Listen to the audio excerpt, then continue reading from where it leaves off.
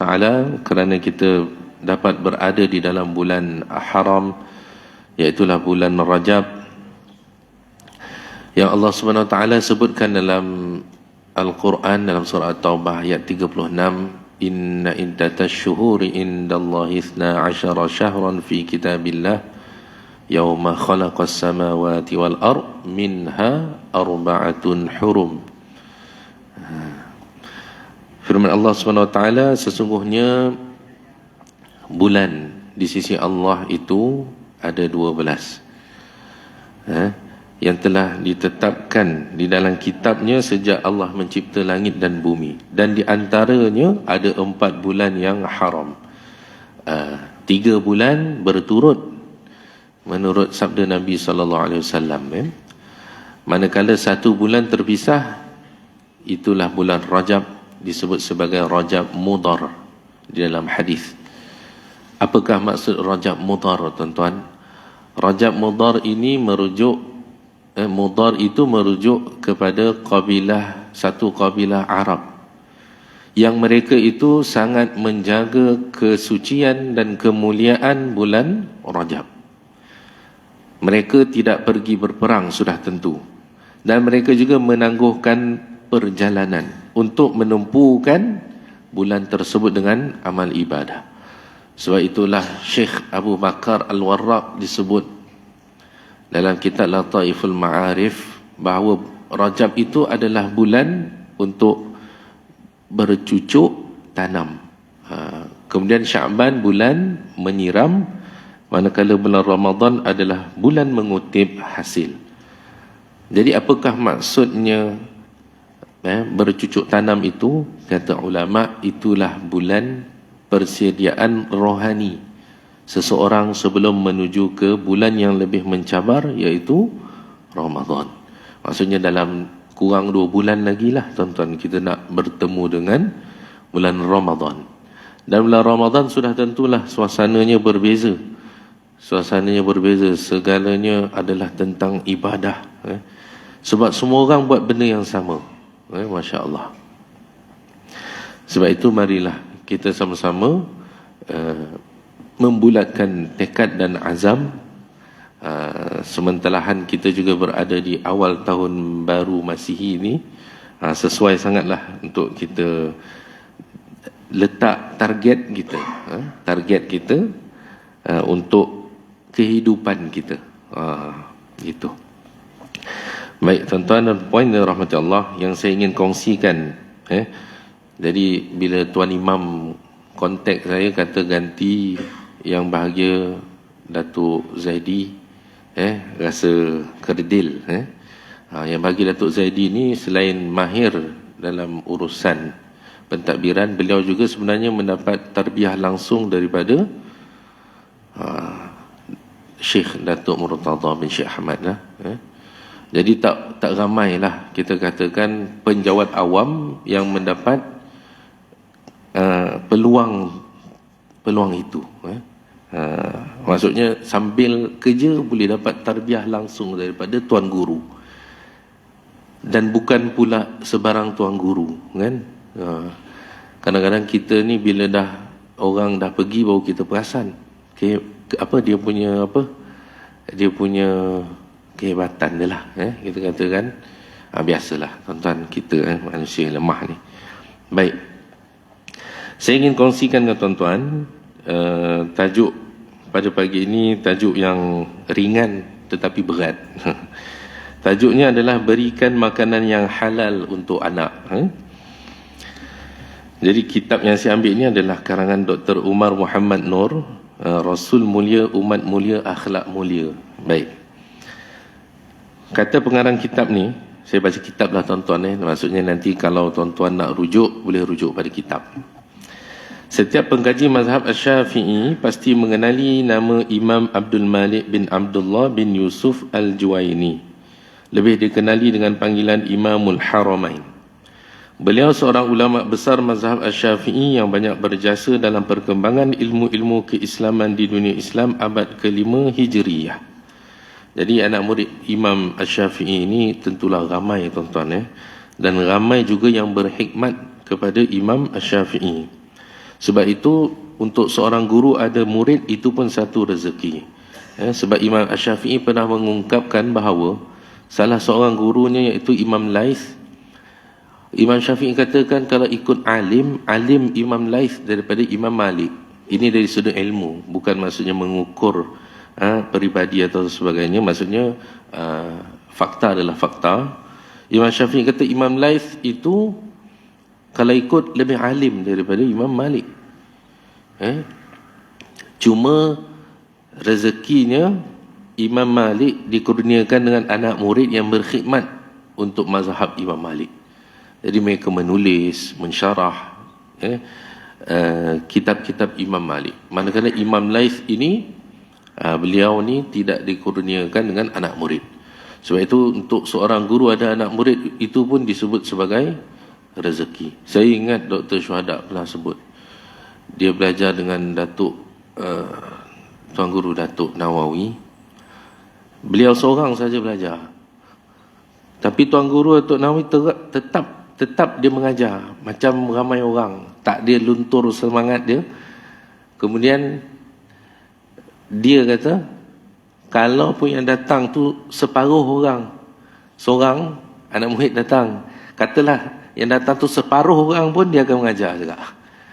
Anak kata rezeki tuan-tuan, anak murid ni rezeki.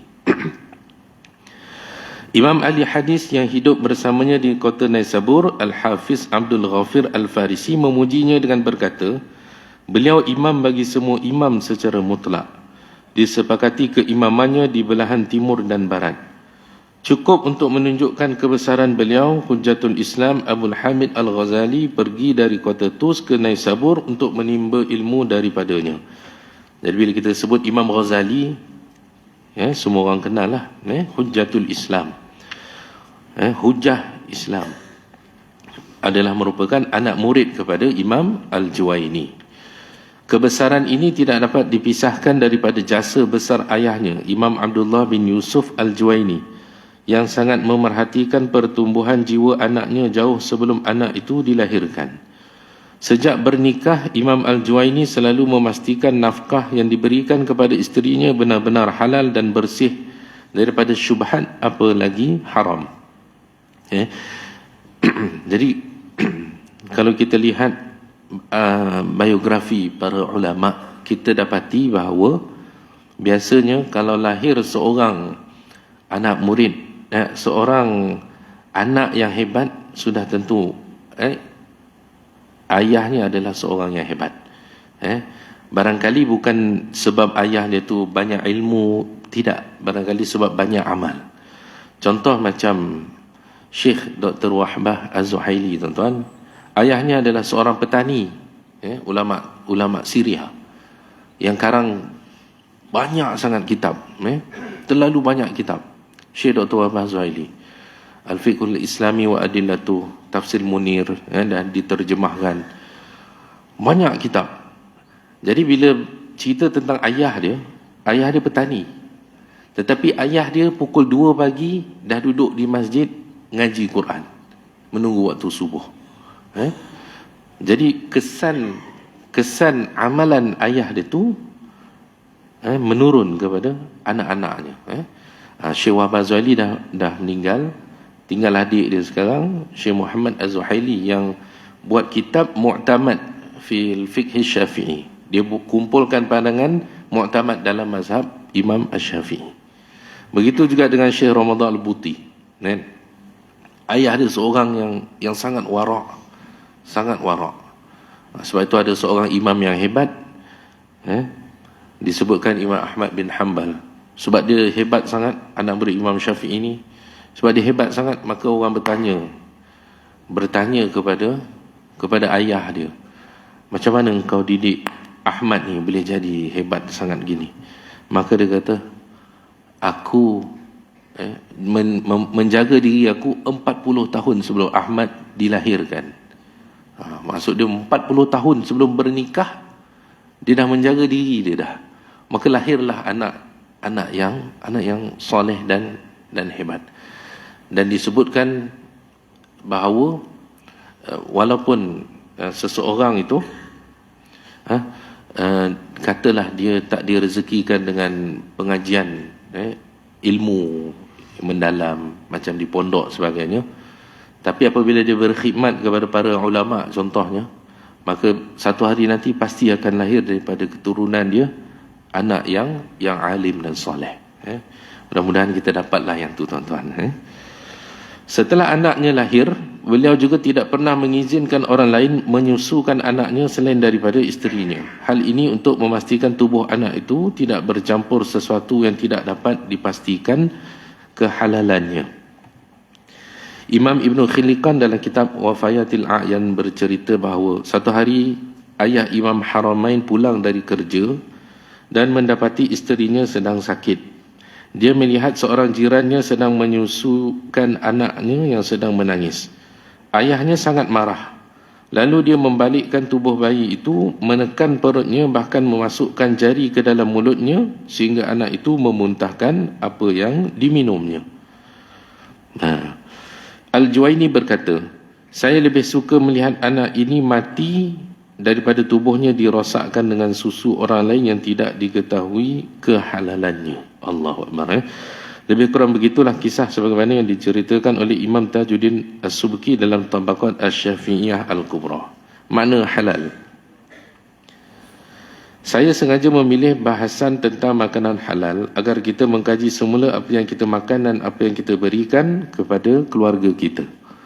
Masalah ini sangat penting kerana Rasulullah sallallahu alaihi wasallam bersabda, sesungguhnya Allah Maha baik, tayyib dan hanya menerima yang baik-baik sahaja.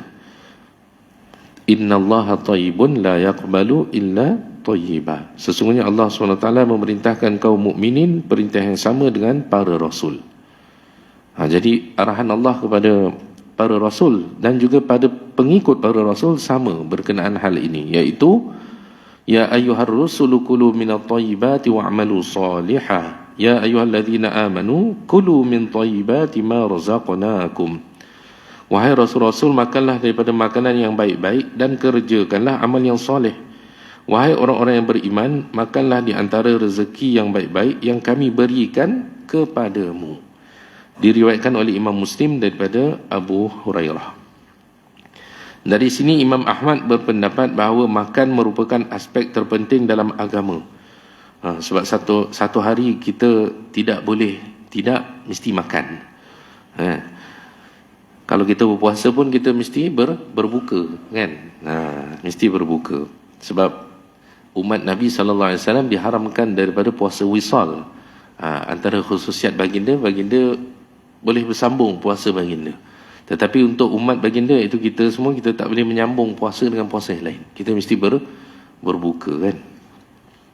Imam Ghazali dalam Ihya bercerita, satu hari Imam Ahmad mendengar sahabatnya yang bernama Yahya bin Ma'in bergurau dengan berkata, aku tak pernah meminta kepada manusia. Andai syaitan sekalipun memberikan sesuatu, aku akan makan. Maksudnya dia tidak akan menolak pemberian daripada sesiapa pun.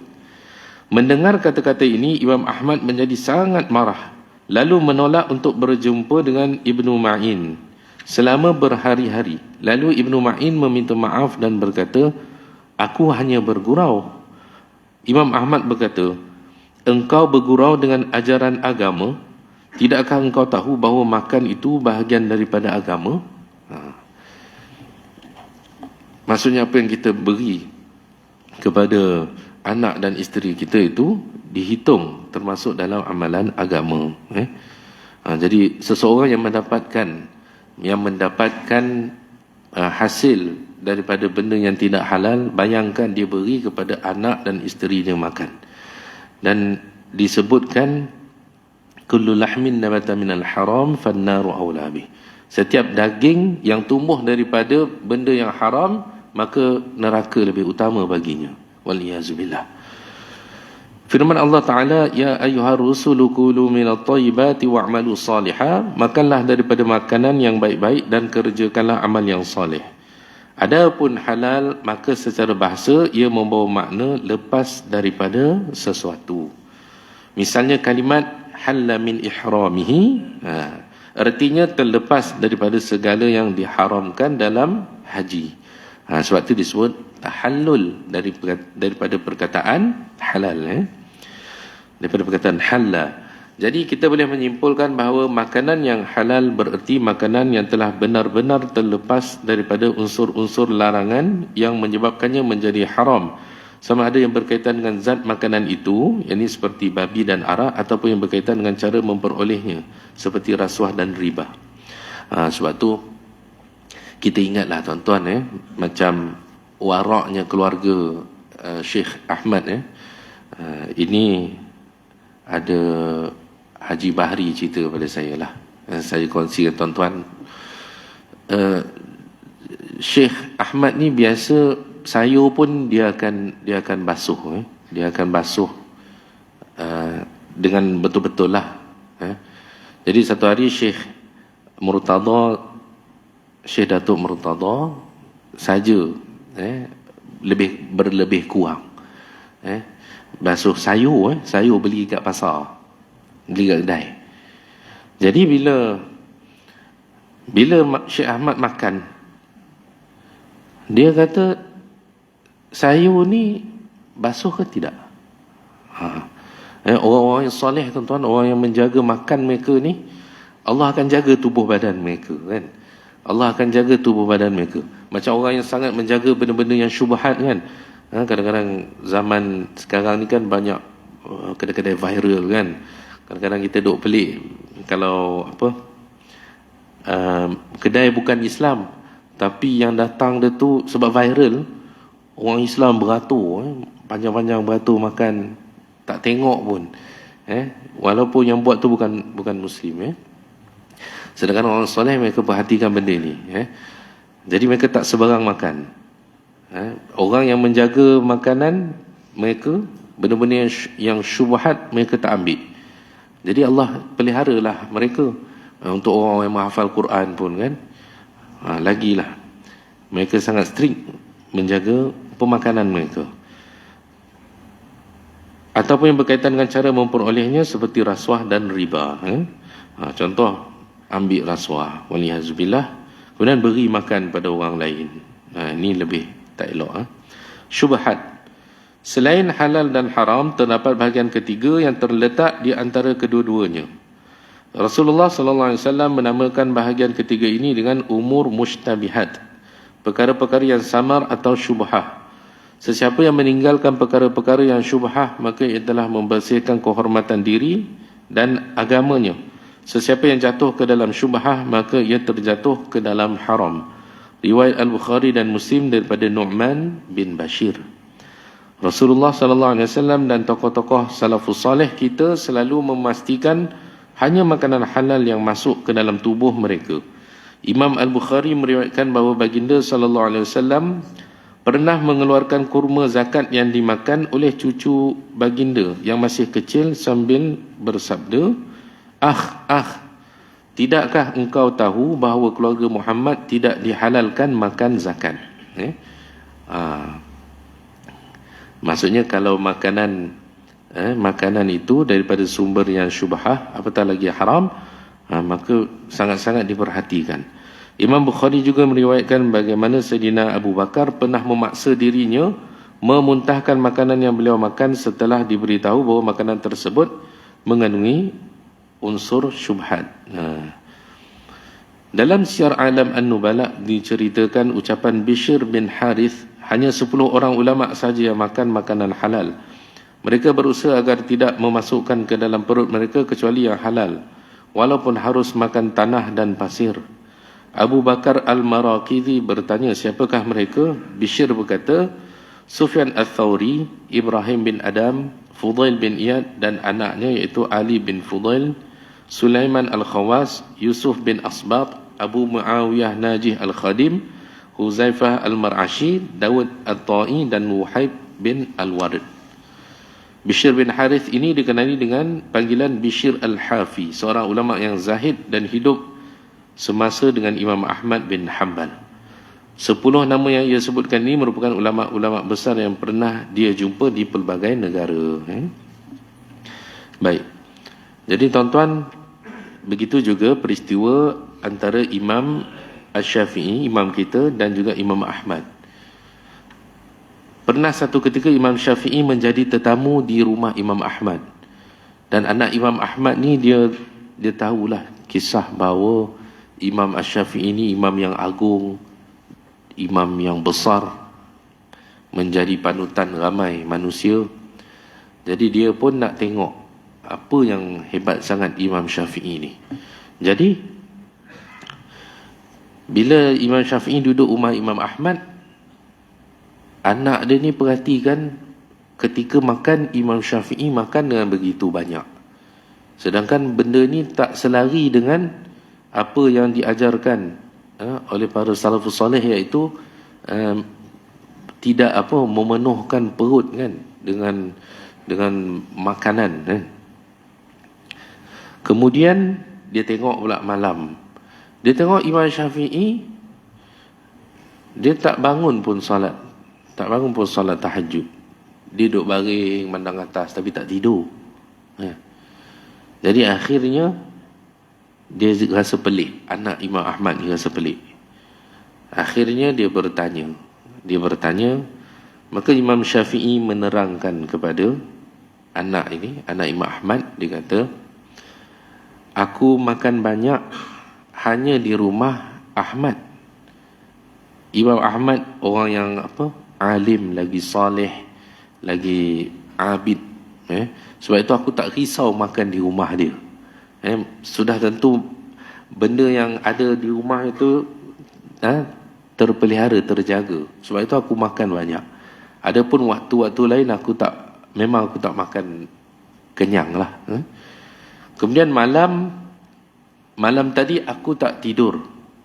Minta maaf, aku tak bersolat. Tetapi aku telah menyelesaikan 70 masalah fiqh. Itu antara Imam Syafi'i dan Imam Ahmad.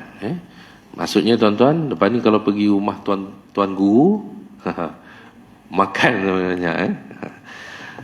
Okey. Baik.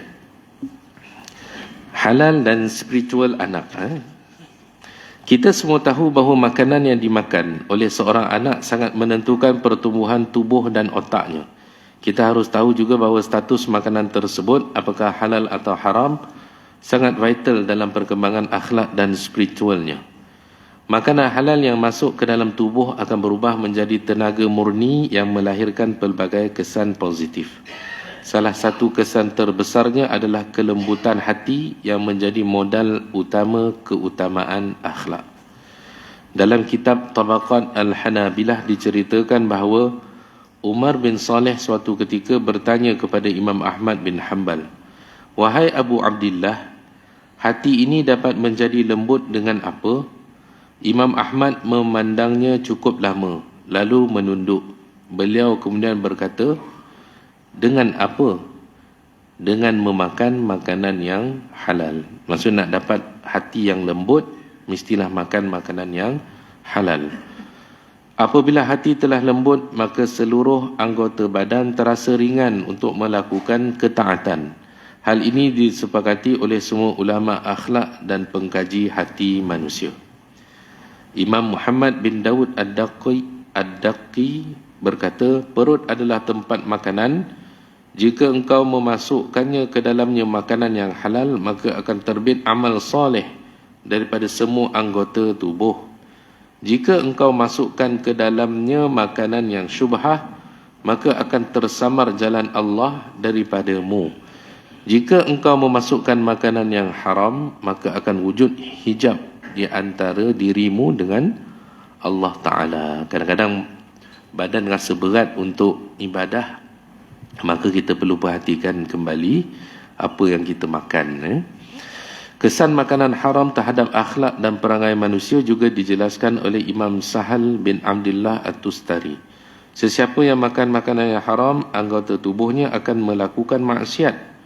Mau tidak mau, sedar atau tak sedar, sesiapa yang makan makanan halal, semua anggota tubuhnya akan tunduk kepadanya dan ia akan diberikan taufik menuju perbuatan baik. Dari sini kita boleh menyimpulkan bahawa seorang anak yang sejak kecil selalu makan makanan haram atau syubhah, perkembangan akhlak dan spiritualnya akan terjejas. Bahkan tidak mustahil ia akan berjalan ke arah gejala sosial yang memalit muka keluarganya. Macam kita sebut tadilah, zaman sekarang banyak makanan yang viral, maka orang ramai akan berpusu-pusu. Mungkin kita perlu ingatkan juga ahli keluarga, sahabat-sahabat agar memerhatikan makanan. Sebab antara salah satu daripada tanda akhir zaman adalah apabila seseorang nanti dia akan meminum arak, tetapi dia menukar nama arak tersebut dengan menggunakan nama-nama yang lain, untuk mentabrirkan, iaitu membolehkan dia minum tu, sedangkan benda itu adalah benda yang haram, muskirin, memabukkan. Baik, setiap kali saya membaca kisah-kisah penyimpangan remaja masa kini yang berkaitan dengan seks bebas, penyalahgunaan dadah, kekerasan dan kes-kes lainnya, terdetik pertanyaan di benak saya. Adakah semua ini berkaitan dengan makanan mereka makan sejak kecil?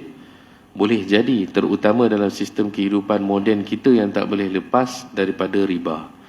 Salah satu tanda akhir zaman nanti, akhir zaman juga adalah semua akan terkena dengan riba. Hatta ulama mereka akan kena debu-debu riba. Peranan ibu bapa dalam menghindari terjadinya penyimpangan remaja ini sangat penting. Salah satunya dengan memastikan nafkah halal sahaja yang diberikan kepada anak-anaknya. Kadang-kadang benda kecil ya tuan-tuan, kadang-kadang claim kan. Benda tak buat tapi claim. Jadi hasil itu adalah hasil yang tidak halal, maka diberikan kepada anak isteri.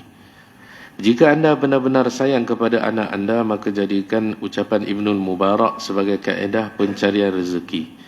Menolak 1 dirham yang syubhah jauh lebih baik daripada bersedekah dengan 600,000 dirham. Jadi penutupnya tuan-tuan, tergagap. Jadi kembali kepada kisah Imamul Haramain sebagaimana yang diceritakan oleh Ibnu Khilliqan dan Tajuddin As-Subki tadi. Satu ketika dalam satu majlis diskusi, tiba-tiba Imam Al-Haramain terlihat agak tergagap dalam menjawab pertanyaan. Sedangkan gagap ini tak pernah terjadi selama beliau menghadiri semua majlis diskusi dan perdebatan. Lalu seseorang bertanya tentang sebab kegagapan tersebut. Imamul Haramain menjawab, ini kesan daripada sisa-sisa susu yang aku minum pada hari itu, iaitu waktu ketika dia kecil. Jadi itulah tuan-tuan kisah bagaimana para salafus soleh kita menjaga makanan. Sebab satu ibadah yang kita tak boleh tidak setiap hari kita lakukan ialah makan. Sebab itu makanan itu dikira sebagai ibadah. Sebab itu makan, kita dipesan makan untuk menguatkan tulang belakang kita ni untuk melakukan ibadah. Jadi mudah-mudahan tuan-tuan dengan kita mendengar kisah-kisah para salafus salih ni berikan kita sedikit kekuatan dan semangat untuk kekal menjaga makanan kita. Makanan ni benda yang kadang-kadang orang tengok lebih kurang, tapi kalau kita buka kitab Ihya Imam Al-Ghazali, kita tengok dalam tajuk Wara' dan sebagainya, di situ lagi lah Masya Allah. Kadang-kadang makanan, kadang-kadang orang yang sangat-sangat menjaga ni, kadang-kadang makanan yang terpamer di kedai yang dilihat oleh orang miskin pun mereka tak makan. Sebab pernah jatuh pandangan orang miskin terhadap makanan tersebut. Perbahasan tu boleh tengok dalam kitab Al-Ihya. Jadi tuan-tuan, mudah-mudahan kita semua diberikan taufik dan hidayah, diberikan kekuatan untuk beribadah dalam bulan Rajab ini, dan mudah-mudahan kita semua diberikan rezeki untuk bertemu dengan bulan Ramadan insya-Allah. Jadi sekadar itu dahulu, saya mohon maaf atas kekurangan, dan saya juga mohon maaf kalau bahasa saya gunakan kurang sesuai di tempat di majlis ini. Aku qali hadza wa astaghfirullahal azim li wa lakum. Wassalamualaikum warahmatullahi wabarakatuh. اللهم فقهنا في الدين وعلمنا التأويل برحمتك يا أرحم الراحمين. اللهم اجعلنا من الذين يستمعون القول فيتبعون أحسنه. وصلى الله على سيدنا محمد وعلى آله وصحبه وبارك وسلم. الحمد لله رب العالمين.